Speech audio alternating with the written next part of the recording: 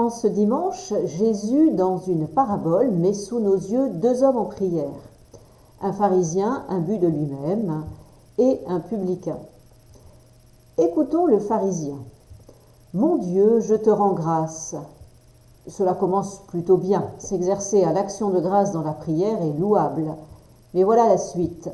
« Je te rends grâce car je ne suis pas comme tous les hommes, ils sont voleurs, injustes, adultères, ou encore comme ce publicain. » Là, ça se gâte. A-t-il tort? Non.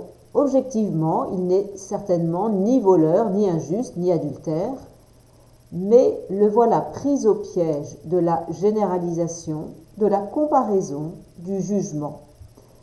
Prisonnier, il a perdu sa liberté intérieure devant Dieu. Saint Benoît, dans sa règle, nous invite à grandir dans le non-jugement. Ainsi, au chapitre 2, il écrit « Que l'abbé ne fasse donc point acception des personnes dans le monastère, qu'il n'aime point l'un plus que l'autre.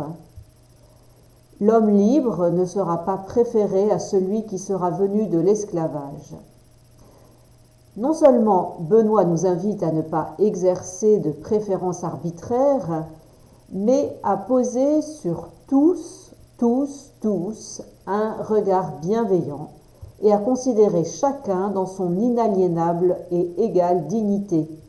« Honorez tous les hommes » est-il écrit au chapitre 4. Mais cette égalité de dignité ne veut pas dire pour autant nivellement, affadissement. Benoît a aussi le grand souci de chacun de ses moines et de sa personnalité. C'est ainsi qu'au chapitre 40, citant saint Paul, il écrit « Chacun a reçu de Dieu son don particulier, l'un celui-ci, l'autre celui-là. » Chacun a reçu de Dieu son don particulier. À nous de le découvrir, de l'accueillir comme une grâce qui me rend unique aux yeux de Dieu et des hommes. Alors oui, nous pourrons dire en vérité et en humilité, « Mon Dieu, je te rends grâce parce que je ne suis pas comme les autres hommes.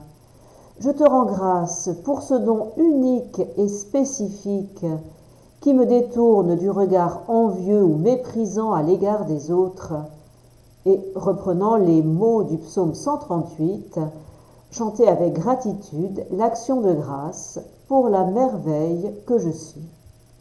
Bon dimanche.